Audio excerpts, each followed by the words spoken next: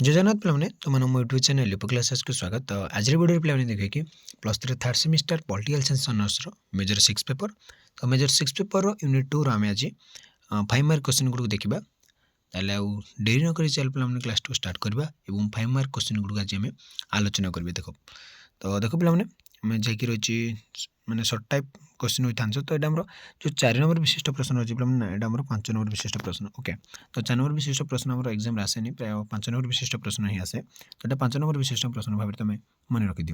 तो देख प्रथम क्वेश्चन कौन कहला, अंतर्देशीय राजनीति अध्ययन में वास्तववादी सिद्धांत विषय लेख। तो बहुत इंपोर्टेंट क्वेश्चन पे वास्तववादी सिद्धांत विषय लेख आम अंतर्देशीय राजनीति अध्ययन में। अंतर्देशीय राजनीति अध्ययन क्षेत्र में प्रवर्तित प्राचीन सिद्धांत गुड़ मध्य वास्तववादी सिद्धांत अन्यतम। जदि आम देखा तो जो अंतर्देशीय राजनीति को आम जो अध्ययन करवा से क्षेत्र में जो प्रवर्तित प्राचीन सिद्धांत गुड़ जो पुराना सिद्धांत गुड़ी रही मध्य वास्तववादी सिद्धांतटा बहुत अन्यतम से गोटे बहुत भल सिद्धांत। ये सिद्धांत सर्वप्रथम 16 शताब्दी में हांस मर्गान्थाओं द्वारा लोकलोचन आसाला। तो ये सिद्धांतटा जो वास्तववादी सिद्धांतटा किए आगू आनी किए लोकलोचन आनी ना हांस मर्गान्थाउ। साधारणतः वास्तववादी सिद्धांत मनुष्य स्वार्थ पर गुरुत्व प्रदान करता है। जो वास्तववादी सिद्धांतटा कौन क्या अधिक गुरुत्व देता है क्या गुरुत्व प्रदान करता है ना मनुष्य स्वार्थ को सी देखी सब किए ये वास्तववादी सिद्धांत स्वार्थ को हासिल करने क्षमता को मुख्य आधार भाव में ग्रहण कराए। तो ये कौन स्वार्थ को हासिल करने क्षमता ही मुख्य आधार भाव ग्रहण कराए। अंतर्देशीय राजनीति यह सिद्धांत को प्रयोग कर मर्गान्थाउ कहती अंतर्देशीय व्यवस्था राष्ट्र मध्य स्वार्थगत संघर्ष चलुची। ये स्वार्थ हासिल क्षमता संघर एकमत पंथा हो वास्तववादी सिद्धांत बोली कहुए। देख से कौन कहले किए ना मर्गान्थ कौन कहले ना अंतर्देशीय राजनीति गोटे सिद्धांत कहले। देखा कौन ना अंतर्देशीय व्यवस्था राष्ट्र मध्य स्वार्थगत संघर्ष चलुची माने गोटे अंतर्देशीय जो देखा सारा विश्व अंतर्देशीय इंटरनेशनल जो देखा तो से जो व्यवस्था राष्ट्र मध्य कौन स्वार्थगत संघर्ष चलुची। ये निजे स्वार्थ देखुची सी स्वार्थ देखुची तो सेमती चली। तो ये स्वार्थ हासिल क्षमता संग्रह एकमात्र माने क्षमता को समस्त निज क्षमता को संग्रह कर एकमात्र पंथा हो वास्तववादी सिद्धांत बोली कहुए। तो मर्गान्थाउ भाषा स्वार्थ हासिल क्षमता कंदल हुए और क्षमता कंदल ही अंतर्देशीय राजनीति सृष्टि होता है। देख स्वार्थ गुड़ा हासिल निजर जो स्वार्थ हासिल है क्षमता दरकार हुए क्षमता जो कौन कंदल हुए और से क्षमता कंदल ही अंतर्देशीय राजनीतिर सृष्टि होता है। तो देखले पिला माने जो आम अंतर्देशीय राजनीति रे वास्तववादी सिद्धांत कौन ना वास्तववादी सिद्धांत कौन कहे ना आमर कौन अंतर्देशीय व्यवस्था राष्ट्र मध्य स्वार्थगत संघर्ष चली स्वार्थ हासिल जो क्षमता संग्रहटा एकमात्र पंथा ताको आम कहबा वास्तववादी सिद्धांत। तो वास्तववादी सिद्धांत प्रवक्ता होती किए ना हांस मर्गान्थाउ। तो तापर देखिए पिला माने अंतर्देशीय राजनीति अध्ययन में उदारवादी सिद्धांतर कार्य कौन देखा आम देखिले वास्तववादी सिद्धांत एवं देखिए आम उदारवादी सिद्धांत। उदारवाद एक प्रवहन द्वारा एक विश्वास एक मनोवृत्ति जहाँकि स्वतंत्रता गुरुत्व देता है। से गोटे विश्वास से गोटे मनोवृत्ति जी कौन स्वतंत्रता से कौन गुरुत्व देता है। अंतर्देशीय राजनीति अध्ययन क्षेत्र में उदारवादी तत्व विशेष गुरुत्व बहन करता है। तो जब हम देखिए अंतर्देशीय राजनीति क्षेत्र में तो उदारवादी तत्वटा बेसी गुरुत्व बहन करता है। उदारवादी चिंताधारा विश्वास करे राष्ट्र मध्य सहयोग बढ़ावा निर्भरशीलता बढ़ावा कूटनैतिक संपर्क स्थापन करने शांतिपूर्ण उपाय अंतर्देश विवाद समाधान करने और प्रत्येक राष्ट्र निजर स्वतंत्रता बजाय रखा। तो युगुड़ी से कौन फोकस रखिदेवा साबरी गुरुत्व देता है। उदारवादी दार्शनिक मैंने वास्तववाद को विश्वास करते नहीं कारण क्षमता और स्वार्थ गुरुत्व देता है। तो जो उदारवादी दार्शनिक मैंने रहिले से वास्तववाद को विश्वास करते नहीं जो जहाँकि आम पूर्व देखिले कारण से कौन क्षमता और स्वार्थ को से अधिक गुरुत्व देता है। किंतु आमर कौन उदारवादी चिंताधारा क्या विशेष करे राष्ट्र मध्य सहयोग बढ़ावा निर्भरशीलता बढ़ावा कूटनैतिक संपर्क स्थापन करने शांतिपूर्ण उपाय अंतर्देश विवाद समाधान करने और प्रत्येक राष्ट्र निजर स्वतंत्रता बजाय रखा। तो युगुड़ी फोकस रखिदे किए ना उदारवादी सिद्धांत उदारवादी सिद्धांत युगुड़ी हूँ गोटे गोटे गुरुत्व किंतु वास्तववादी क्या गुरुत्व देते हैं ना क्षमता और स्वार्थ से गुरुत्व देते हैं। से उदारवादी दार्शनिक मैंने वास्तववाद को विश्वास करते नहीं। तो उदारवादी तत्व विश्व संगठन गठन सपक्ष में मत प्रकाश करते और शांतिपूर्ण विश्व व्यवस्था सपक्ष जुक्ति उपस्थापन करे। उदारवाद मत गणतांत्रिक धारा को अग्राधिकार देता है। तो देखिले आम ଆମର ବାସ୍ତବବାଦୀ ସିଦ୍ଧାନ୍ତ ଆଉ ଉଦାରବାଦୀ ସିଦ୍ଧାନ୍ତ। ଏବେ ଦେଖିବା ପିଲାମାନେ ମାର୍କ୍ସବାଦୀ ତତ୍ତ୍ୱ ବା ମାର୍କ୍ସବାଦୀ ସିଦ୍ଧାନ୍ତ ମଧ୍ୟ ଆମେ କହିପାରିବା। ମାର୍କ୍ସବାଦୀ ତତ୍ତ୍ୱ ବିଷୟରେ ଆମେ ଏବେ ଦେଖିବା। ମାର୍କ୍ସବାଦୀର ପ୍ରବକ୍ତା ହେଉଛନ୍ତି ଜର୍ମାନ ଦାର୍ଶନିକ କାର୍ଲ ମାର୍କ୍ସ। ସେ ସାମାଜିକ ବ୍ୟବସ୍ଥାରେ ବର୍ଗୀକରଣକୁ ବିରୋଧ କରି ନିଜର ଆଭିମୁଖ୍ୟ ଉପସ୍ଥାପନ କରିଥିଲେ। ମାନେ ଯେଉଁ ବର୍ଗୀକରଣ ଅଛି ସାମାଜିକ ବ୍ୟବସ୍ଥାରେ ଯେଉଁ ଜାତି ପ୍ରଥା ଯେଉଁ ବର୍ଗୀକରଣ ଅଛି ସେଇଟାକୁ ସେ ବିରୋଧ କରୁଥିଲେ। ବିରୋଧ କରି ନିଜ ସେ ଆଭିମୁଖ୍ୟ ଉପସ୍ଥାପନ କରିଥିଲେ। ତ ମାର୍କ୍ସଙ୍କ ଚିନ୍ତାଧାରାରେ ଅନ୍ତର୍ଦେଶୀୟ ସମ୍ପର୍କ ବସ୍ତୁବାଦୀ ସିଦ୍ଧାନ୍ତ ଉପରେ ପ୍ରତିଷ୍ଠିତ। କ'ଣ ବସ୍ତୁବାଦୀ ସିଦ୍ଧାନ୍ତ ଉପରେ ପ୍ରତିଷ୍ଠିତ। ଏ ଦେଲେ ବସ୍ତୁବାଦୀ, ଦେଖ ବାସ୍ତବବାଦୀ, ଉଦାରବାଦୀ, ବସ୍ତୁବାଦୀ ହେଲା। ତାଙ୍କ ବସ୍ତୁବାଦୀ ଯେଉଁଟା ମାର୍କ୍ସବାଦୀ ମଧ୍ୟ ଆମେ ସେଇଟା କହିପାରିବା ହେଲା। ତାଙ୍କ ମତରେ ତାଙ୍କ ବାଦକୁ ଆମେ ମାର୍କ୍ସବାଦୀ କହିପାରିବା, ତାଙ୍କ ତତ୍ତ୍ୱକୁ ଆମେ କହିବା ତାଙ୍କ ସିଦ୍ଧାନ୍ତକୁ କହିବା ଆମେ ବସ୍ତୁବାଦୀ ସିଦ୍ଧାନ୍ତ।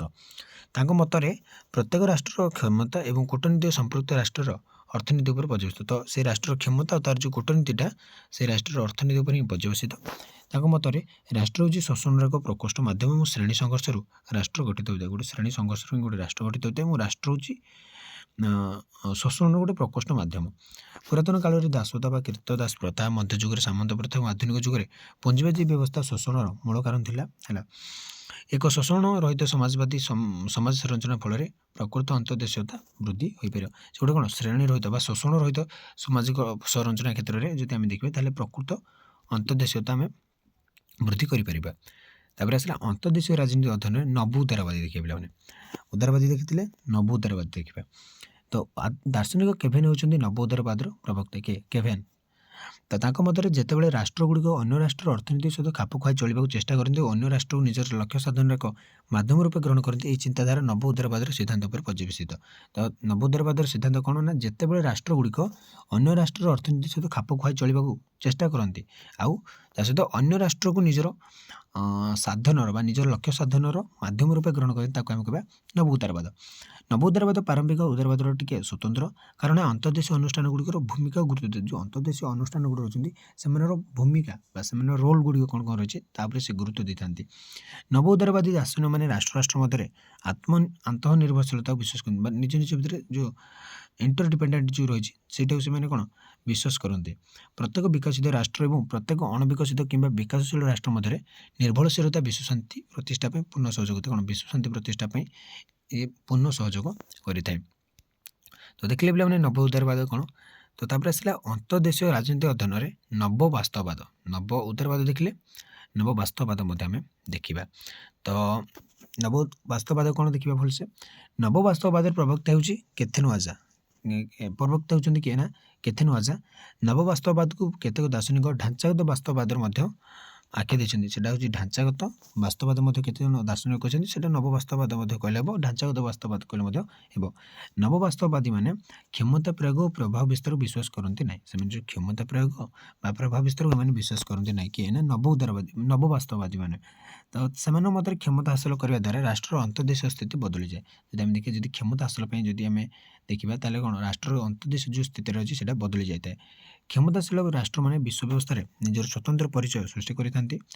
ରାଷ୍ଟ୍ରମାନଙ୍କ ମଧ୍ୟରେ କ୍ଷମତାର ବଣ୍ଟନ ଏବଂ ପରିବର୍ତ୍ତନ ଅନ୍ତର୍ଜାତୀୟ ବ୍ୟବସ୍ଥାର ଢାଞ୍ଚାକୁ ନିର୍ଦ୍ଧାରଣ କରିବାରେ ସହାୟକ ହୋଇଥାଏ। ସେଥିପାଇଁ ନବ ବାସ୍ତବବାଦୀମାନେ କ୍ଷମତାର ଭାରସାମ୍ୟତାକୁ ବା ସନ୍ତୁଳନକୁ ବିଶ୍ୱାସ କରିଥାନ୍ତି। ଗୋଟିଏ ରାଷ୍ଟ୍ରର କ୍ଷମତାରେ ତାରତମ୍ୟତା ଦେଖାଦେଲେ ରାଷ୍ଟ୍ରର ନୀତି ନିର୍ଦ୍ଧାରଣରେ ମଧ୍ୟ ପାର୍ଥକ୍ୟ ଦେଖାଦେଇଥାଏ। ଯଦି ଆମେ ଦେଖିବା ଯଦି ଗୋଟିଏ ରାଷ୍ଟ୍ରର କ୍ଷମତାରେ ଯଦି କିଛିଟା ତାରତମ୍ୟ ଦେଖାଦେଲା ତାହେଲେ କ'ଣ ରାଷ୍ଟ୍ର ସିଏ ଯେତେବେଳେ ନୀତି ନିର୍ଦ୍ଧାରଣ କରିବ ସେତେବେଳେ ମଧ୍ୟ କ'ଣ ପାର୍ଥକ୍ୟ ଦେଖାଦେବ। ତ ସେଥିପାଇଁ ନବବାସ୍ତବବାଦୀମାନେ କ୍ଷମତାର ଭାରସାମ୍ୟ ଏବଂ ସନ୍ତୁଳନକୁ ବିଶ୍ୱାସ କରିଥାନ୍ତି। ଏଇଟା ମନେ ରଖିଥିବ ପିଲାମାନେ ହେଲା, ନବବାସ୍ତବବାଦ। ତ ତାପରେ ଆସିଲା ଅନ୍ତର୍ଦେଶୀୟ ରାଜନୀତି କ୍ଷେତ୍ରରେ ନାରୀବାଦୀ। ଦେଖ ପିଲାମାନେ ମୁଁ ଆଉଥରେ ପ୍ରଥମରୁ ଟିକେ କହିଦେଉଛି ହେଲା। ପ୍ରଥମେ ଆସିଲା ବାସ୍ତବବାଦୀ, ମନେ ରଖ ଉଦାରବାଦୀ, ତାପରେ ଆସିଲା କ'ଣ ମାର୍କ୍ସବାଦୀ, ଏ ତିନିଟା ମନେ ରଖିବ। ତାପରେ ଆସିଲା ନବ ଉଦାରବାଦୀ, ନବ ବାସ୍ତବବାଦୀ, ତା ସହିତ ଆସିଲା ନାରୀବାଦୀ। ତ ଏଇଟା ମଧ୍ୟ ବହୁତ ଇମ୍ପୋର୍ଟାଣ୍ଟ। ନାରୀବାଦୀ ଦୃଷ୍ଟିକୋଣ କ'ଣ ଅନ୍ତର୍ଦେଶୀୟ ରାଜନୀତି ଅଧ୍ୟୟନ କ୍ଷେତ୍ରରେ। ଅନ୍ତର୍ଦେଶୀୟ ସମ୍ପର୍କ ଅଧ୍ୟୟନ କ୍ଷେତ୍ରରେ ନାରୀବାଦୀ ତତ୍ତ୍ୱ ବିଶେଷ ଗୁରୁତ୍ୱ ବହନ କରିଥାଏ। ବିଶ୍ୱ ବ୍ୟବସ୍ଥାରେ ଲିଙ୍ଗଗତ ଅସମାନତା ପ୍ରତ୍ୟେକ ରାଷ୍ଟ୍ରର ସାମାଜିକ ଅଧପତନ କାରଣ ହୋଇଥାଏ। ଯଦି ଆମେ ଲିଙ୍ଗଗତ ଅସମାନତା ଯଦି ଦେଖିବା ତ ସେ ତା ଯୋଗୁଁ କ'ଣ ଦେଶଟା ବା ସମାଜଟା କ'ଣ ତଳକୁ ଗତି କରିଥାଏ। ଯଦି ଆମେ ଦେଖିବା ଲିଙ୍ଗଗତ ଅସମାନତା ଯଦି ଦେଖିବା, ଯେଉଁ ରାଷ୍ଟ୍ରରେ ନାରୀମାନଙ୍କୁ ରାଷ୍ଟ୍ର ବ୍ୟବସ୍ଥାରେ ଅଂଶଗ୍ରହଣ କରିବା ପାଇଁ ସୁଯୋଗ ପ୍ରଦାନ କରାଯାଏ ଏବଂ ଲିଙ୍ଗଗତ ଅସମାନତା ନଥାଏ, ସମ୍ପୃକ୍ତ ରାଷ୍ଟ୍ର ଉନ୍ନତି ସମ୍ଭବପର ହୋଇଥାଏ। ଦେଖ ଯେଉଁ ରାଷ୍ଟ୍ର ଯଦି ଆମେ ଦେଖିବା ନାରୀ ପୁରୁଷ ସମାନ ତ ସେଇ ରାଷ୍ଟ୍ର କ'ଣ ବହୁତ ଆଗକୁ ଯାଇଥାଏ। ଆଉ ଯେଉଁଠି ଯଦି ନାରୀମାନଙ୍କୁ ତଳ ବା ତଳୁ ମାନେ ଦେଖାଯାଇଥାଏ ବା ସମାଜରେ ତାଙ୍କୁ ଛୋଟ ଆଖ୍ୟା ଦିଆଯାଇଥାଏ ତ ସେତେବେଳେ ସେ ସମାଜଟା ଏତେ ଉପରକୁ ଯାଇପାରି ନଥାଏ। ତ ଲିଙ୍ଗଗତ ରୂପରେଖକୁ କିପରି ଭାବରେ ବିଶ୍ୱ ରାଜନୀତିରେ ଗ୍ରହଣ କରାଯାଏ ସେ ସମ୍ପର୍କରେ ରଚନାତ୍ମକ ନାରୀବାଦୀମାନେ ଗୁରୁତ୍ୱ ଆରୋପ କରିଛନ୍ତି। ମୌଳବାଦୀ ସମାଜରେ ନାରୀକୁ ଅବହେଳିତ ଓ ନିମ୍ନ ବର୍ଗର ବୋଲି ବିବେଚନା କରାଯାଏ। ଫଳସ୍ୱରୂପ ସମ୍ପୃକ୍ତ ରାଷ୍ଟ୍ରଗୁଡ଼ିକ ବିକଶିତ ରାଷ୍ଟ୍ରରେ ପରିଣତ ହୋଇପାରନ୍ତିନି, ସେମାନେ ବିକଶିତ ରାଷ୍ଟ୍ରକୁ ଯାଇପାରନ୍ତି। ଯେଉଁ ରାଷ୍ଟ୍ରଗୁଡ଼ିକରେ ନାରୀମାନଙ୍କୁ ଅବହେଳିତ ବା ନାରୀମାନଙ୍କୁ ନିମ୍ନ ବର୍ଗର ବୋଲି ମନାଯାଇଥାଏ ତ ସେ ସମାଜ ବା ସେଇ ରାଷ୍ଟ୍ର କେବେ ମଧ୍ୟ ବିକଶିତ ହୋଇପାରିବ ନାହିଁ। ତ ଏଭଳି ଭାବରେ ଥିଲା ପିଲାମାନେ ଆମର 6ଟି 5 ମାର୍କ କ୍ୱେଶ୍ଚିନ୍। ତ 6ଟି ଯାକ ବହୁତ ଇମ୍ପୋର୍ଟାଣ୍ଟ, 6ଟିରୁ ଗୋଟେ କିମ୍ବା 2ଟି ସିଓର ଆସିବ ଏଇ କ୍ୱେଶ୍ଚିନ୍ ଭିତରୁ। ତାହେଲେ ଆଉ ତାପରେ ପିଲାମାନେ ଆମେ ଦେଖିବା କି 5 ନମ୍ବର ବିଶିଷ୍ଟ ବା ଏଇଟା ଆମର 8 ନମ୍ବର ବିଶିଷ୍ଟ ଦୀର୍ଘଥାମିଟା ହେଲା ଆମର ଗ୍ରୁପ୍ ଡିଟା ମୁଁ ଭଲସେ ବୁଝେଇ ଦେଉଛି। ତ ତାପରେ ଆମେ ଦେଖିବା 8 ନମ୍ବର କ୍ୱେଶ୍ଚିନ୍, ସେତେବେଳେ ଯେ ଆମେ ବିଦାୟ ନେବା। ରହୁଛି। ଜୟ ଜଗନ୍ନାଥ।